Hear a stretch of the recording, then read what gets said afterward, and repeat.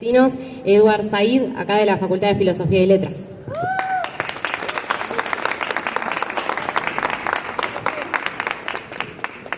Bueno, buenas tardes compañeros, compañeras. Agradecemos la invitación que nos han brindado.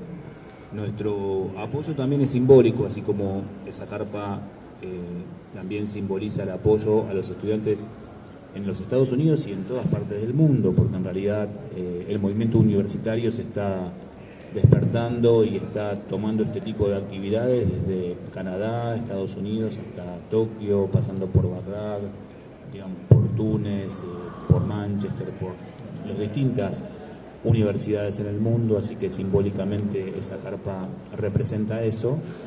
Y lo nuestro también es simbólico, estar aquí acompañándolos a ustedes también tiene que ver con apoyarlos, porque escuchaba recién a la compañera y es poco lo que podríamos aportar luego de la caracterización que ha hecho del proceso histórico, de lo que significa la cuestión de Palestina y por otra parte de la actual situación en Palestina. Ya ella evidentemente y seguramente todos y todas ustedes tienen muy claro qué es la cuestión de Palestina, qué es lo que se juega en la cuestión de Palestina y cuál es su historia, cuál es su presente. Nosotros somos una cátedra de la facultad, una cátedra libre, que dependemos de la Secretaría de Extensión universitaria y que tiene entre sus ejes de trabajo, además de la investigación y la docencia, la divulgación. Así que estamos acostumbradas a abrirnos a otros espacios que no son específicamente el áulico, pero confieso que nunca estuvimos en una radio abierta en la facultad. Eso no, digamos, en 15 años de trabajo de la cátedra nunca nos había tocado esta experiencia y nos parece también muy valiosa, muy interesante. Además de que lo que transcurre aquí hoy a través de redes sociales se multiplica y llega a lugares que muchas veces son impensables. Así que agradecemos eso. Por ahí algunos aportes específicos, ya les digo, lo nuestro va a ser un acompañamiento a la agrupación Ya Basta y al movimiento Al Nuevo Más, que es quienes nos han acompañado y que están poniendo a rodar la pelota, una pelota que ojalá circule por las distintas facultades y universidades del país. Tal vez el aporte en términos de la caracterización, que insisto, muy bien hizo la compañera, es dejar bien claro que la cuestión de Palestina consiste básicamente en la lucha de un pueblo por su autodeterminación. Eso es lo que hace el pueblo de Palestina. Aunque a nosotros nos parezca mentira, en pleno siglo XXI hay un proyecto colonial en curso en Palestina, un colonialismo que tiene una particularidad que no han tenido otros colonialismos. Ya hablar de colonialismo en siglo XXI nos resulta bastante extraño, ¿no? Porque para nuestra historia y la historia de nuestra América, el colonialismo, por lo menos el colonialismo, no hablamos de las formas neocoloniales de dominación, el colonialismo político terminó en el siglo XIX, ¿no? En su gran mayoría los estados se constituyeron como tales en el transcurso del siglo XIX. Sin embargo, hay un proyecto colonial en curso en Palestina en este mismo momento. Y es un colonialismo, decía, que tiene su particularidad. En todos lados tienen particularidades, pero aquí lo que resulta significativo es que es un colonialismo que llega, sí, para conquistar la tierra, pero no en función de meramente o solamente usufructuar sus recursos naturales o explotar su fuerza de trabajo y generar una dominación de metrópoli en relación al territorio colonial, sino que este colonialismo llega así para apropiarse del territorio, expropiar a los nativos, expulsar a esos nativos e implantar población foránea. Eso es el proyecto sionista, conformar un Estado étnico, exclusivo, excluyente para una población y en desmedro de la población nativa y además pretender pasar por los nativos, por los nativos que están retornando a una tierra usurpada. Entonces, a partir de estas características y con el enorme poder simbólico, material, cultural, económico que dispone el Estado de Israel y sus organizaciones sionistas en el mundo, logran imponer este tipo de narrativas, que por supuesto pierden eficacia ante la sucesión de imágenes que nos llegan día a día de lo que está sucediendo hoy en Gaza, pero si uno analiza las imágenes y en realidad las narraciones del propio pueblo palestino en estos 75 años. Es la resistencia palestina la que le hace perder eficacia a este discurso y a esta narrativa sionista, pese a que tengan un enorme poder y un enorme capital simbólico, cultural y económico para imponer. Entonces, ¿qué nos queda a nosotros en un territorio tan lejano, en una geografía tan distante, con una cultura tan diferente a la nuestra? Ser eco de esas voces que se levantan, que resisten, porque si el proyecto sionista no ha triunfado definitivamente por ahora, pese a que el Estado de Israel está implantado en el 78% de la Palestina histórica y ocupa el 22%, que son los territorios palestinos ocupados restante, si ese proyecto no ha triunfado definitivamente, es principalmente por la resistencia del pueblo palestino. Y la resistencia del pueblo palestino se expresa en muchísimos órdenes. Yo siempre pongo como ejemplo que reproducir su vida en tanto palestinos y palestinas es una forma de resistencia, ¿no? La palestinidad en su tierra, el arraigo, el sumut, es una forma de resistencia. Pintar un cuadro, ir a una escuela, bailar una danza, el dabke, conformar una agrupación política, un movimiento de derechos humanos, volver a recrear sus comidas, su cultura, su lengua en el territorio, es un acto de resistencia, además de otras formas de resistencia, tanto individuales como colectivas, que tiene el pueblo de Palestina, porque si el proyecto es ocupar tu tierra, expulsarte de ella para implantar población foránea, quedarte en tu tierra pese a todo lo que está sucediendo, es una forma de resistir. Y el pueblo palestino está resistiendo a un proceso social genocida que se viene desplegando no desde el 7 de octubre, sino desde la propia constitución e implantación del Estado de Israel en Palestina el 15 de mayo de 1948, y si nos vamos atrás, también desde el propio mandato británico. Pero bueno, eso ya sería una clase de las que damos habitualmente en el seminario, al cual las invitamos. En el segundo cuatrimestre seguramente estaremos dando un curso sobre la historia de Palestina, como lo venimos dando desde hace 15 años en la facultad. Así que las esperamos. Sabemos que conocen y mucho, pero bueno, tal vez podamos aportarle algo también nosotros. Y por último, antes de darle la palabra a mis compañeras, a Alexandra, a María Luz y a Leticia, que no sé si llegó bien, y le damos también la palabra a ella, los quería invitar a todos, a todas, este próximo martes 7 de mayo, la relatora especial de Naciones Unidas para los territorios palestinos ocupados, la relatora especial de Derechos Humanos, Francesca Albanese, va a presentar un informe denominado Anatomía de un genocidio. Sería muy interesante que puedan escuchar ese informe. Se va a transmitir por YouTube, luego se va a distribuir en PDF para tener más herramientas para acompañar al pueblo palestino en su lucha y para deconstruir la narrativa sionista, una narrativa que, insisto, cuenta con muchos medios, pero que realmente ante la propia realidad, ante la realidad objetiva, se desvanece. Entonces, tener esos elementos también nos va a servir para dar continuidad a la lucha. Eso va a ser el martes 7 de mayo, y luego, entre tantas actividades que hay en mayo, porque es el día de la Nakba, también va a haber una actividad aquí en esta casa el día lunes 13 de mayo, la Cátedra Libre de Derechos Humanos, Cátedra Señera aquí en esta facultad, junto con nuestra cátedra, hemos organizado una clase abierta a la cual también los invitamos a participar. Así que muchas gracias a los compañeros de Ya Basta, la verdad es que los felicitamos por la iniciativa que han tenido. Insisto, ojalá que hayan puesto a rodar la pelota y que la pelota comience a circular, porque de eso se trata, de ser solidario con un pueblo en lucha, con un pueblo que está resistiendo ni más ni menos que un genocidio que está siendo planificado, ejecutado, y por otra parte que se evidencia a los ojos de todos nosotros y nosotras. Muchas gracias, compañeros. Les paso con Alexandra. Buenas. Bueno, muchas gracias. Me sumo al agradecimiento de Gabriel y de toda la cátedra por convocar el espacio y por, además, tener presente que contamos con un espacio de pensamiento crítico sobre la causa de Palestina en la facultad, que no es poco y que tiene mucho que ver también con el tema que nos convoca, que es el tema de la lucha y la resistencia de las universidades, de los estudiantes de universidades en Estados Unidos, pero no solo en Estados Unidos, sino que esto pica y se extiende, por suerte. Y creo que es importante también pensar en la implicancia que eso tiene y cómo nos impacta a nosotros más allá, que estamos lejos y que todo lo que podemos hacer es de un orden de lo simbólico, pero no tanto. No tanto porque a las personas en territorio, en Palestina, de alguna u otra manera siempre les llegan las noticias de las actividades, de las cosas que van ocurriendo alrededor del mundo y siempre hay una devolución.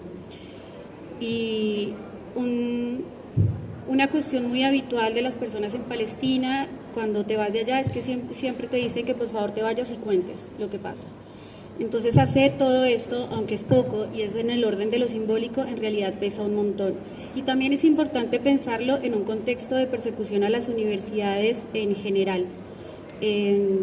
Nosotros estamos en Argentina en un momento de defensa de la universidad pública muy valioso, muy importante, muy complicado.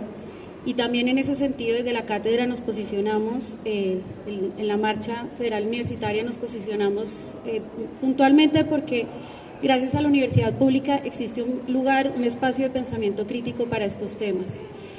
Y eso hay que valorarlo un montón. Hay que valorarlo un montón, sobre todo en un contexto en el que se están disputando las categorías y las formas de nombrar las cosas y los acontecimientos. Entonces resulta que muy fácilmente vamos a estar tildados todas, todos y todes de antisemitas y no es así.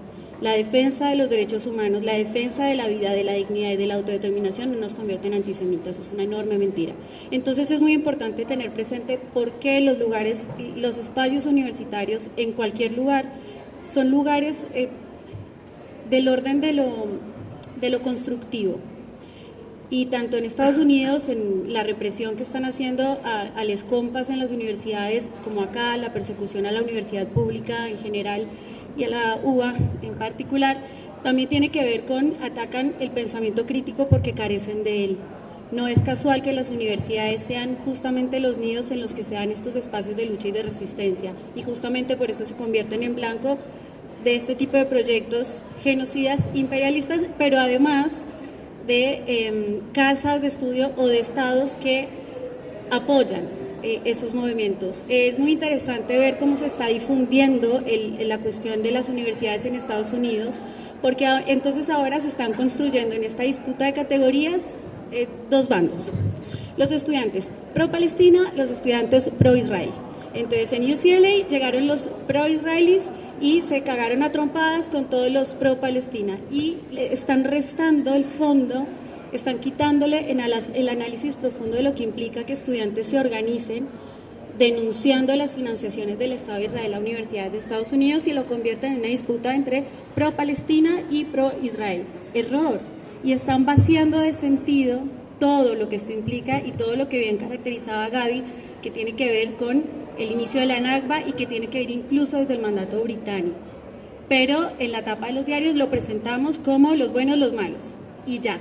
Entonces, valoramos muchísimo que estos espacios se den y que se sigan construyendo espacios de discusión y de pensamiento crítico para pensar con un poquito más de profundidad todo el entramado que implica esta cuestión, que no es una guerra, es una ocupación, sin embargo se utilizan métodos de guerra, o sea que es doblemente peor. Así que bueno, eso como para caracterizar un poco, estemos atentos y atentas y atentes a las categorías, porque estamos en una disputa muy fuerte de eso. Gracias por invitar a la Cátedra de Estudios Palestinos, a la Cátedra Said, también invitados todas y todes a la cátedra, que nos encontremos en todos los espacios. Y bueno, aquí lo dejo y le paso a María el micrófono. Gracias. Hola, ¿qué tal? Buenas noches, gracias por la invitación. Yo voy a ser un poquito autorreferencial. Les estaba contando a los chicos que a lo largo de la historia he pasado por distintas instituciones y no he visto para nada ni la mención de la causa palestina, únicamente en filo. Y por suerte son ustedes los que tienen la oportunidad y les dan la oportunidad a los compañeros de poder acercarse y poder conocer el tema. Allá hay un mural que pintaron hace unos años y permanece, por algo será. Y continuando con lo que decía la compañera, tenemos que pensar cuál es la bibliografía que tenemos la oportunidad de leer habitualmente, por qué hay algunos autores que están ocultos, por qué siempre la referencia es la referencia a Europa, el eurocentrismo y toda esa historia que constituye una problemática a la hora de tener un pensamiento crítico. Hay algunas facultades que están abriendo, que tienen algunos profesores, algunas cátedras que sí abren la posibilidad de ver distintas perspectivas. Pero bueno, los invito a eso, a mirar, a examinar la bibliografía y a ver cuál es el currículum oculto, el que no conocemos y por qué no sabemos nada de ese otro lado del mundo que es tan importante y es tan codiciado, ¿no? Que tiene altos niveles de escolaridad cuando los dejan estudiar, que tiene altos niveles de enseñanza científica, que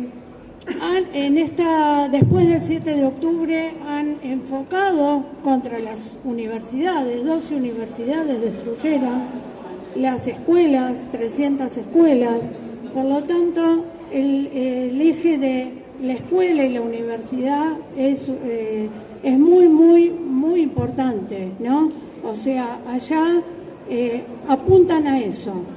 Es más, con la tecnología ubicaban a los profesores que tenían una actividad, un activismo en defensa de, digamos, las cuestiones que les atañe a todos, porque la cultura palestina, si ustedes la revisan, que es lo que estábamos haciendo antes del 7 de octubre, es riquísima, pero como fue víctima de esta ocupación desde el año 48 y un poco antes también,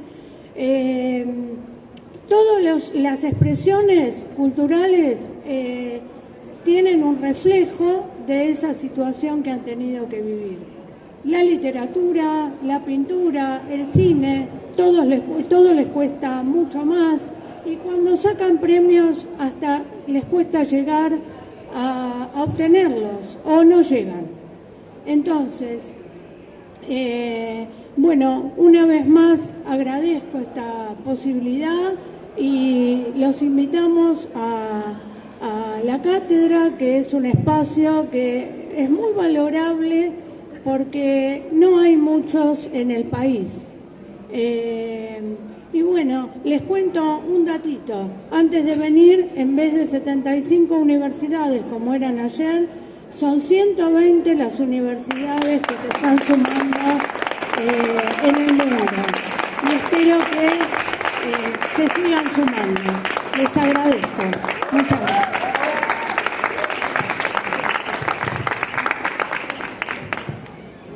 Bueno, buenas. Lo mío es muy cortito, vengo a hacerles una invitación a viajar a Palestina, básicamente. No, es en serio. Yo formo parte de un programa que se llama PEAPI, la sigla es Programa Ecuménico de Acompañamiento en Palestina e Israel, y básicamente es un voluntariado que lleva a personas a hacer distintas tareas en Cisjordania, no en Gaza, hay que aclararlo, durante 3 meses de manera voluntaria y nada, las vengo a invitar a quien le interese a contactarse. Ahora les voy a dejar unos volantitos a los compañeros y compañeras. Van a ver que el programa incluye la palabra ecuménico y quien la conozca se dará cuenta que forma parte de un programa en el que participan iglesias. Es organizado por el Consejo Mundial de Iglesias, no le tengan miedo. Yo no pertenezco a ninguna de esas iglesias, soy militante, salí de la Facultad de Ciencias Sociales como, digamos, perfil de más o menos cada uno de ustedes, pero la realidad es que sí lo organiza el Consejo Mundial de Iglesias, la mayoría son iglesias cristianas no católicas de un tinte bastante progre. Bueno, es la manera en la que muchos militantes encontramos para solidarizarnos con el pueblo palestino y para viajar y acompañar a comunidades y a familias palestinas. Así que bueno, quedan todos invitados, invitadas a conocer un poco más de qué se trata. En el volantito hay una dirección de mail a donde pueden escribir y conocer un poco más, y si no, ahora me quedo por ahí, me piden el contacto, me preguntan lo que sea, no quiero ocupar más tiempo porque entiendo que hay poco, así que eso, gracias.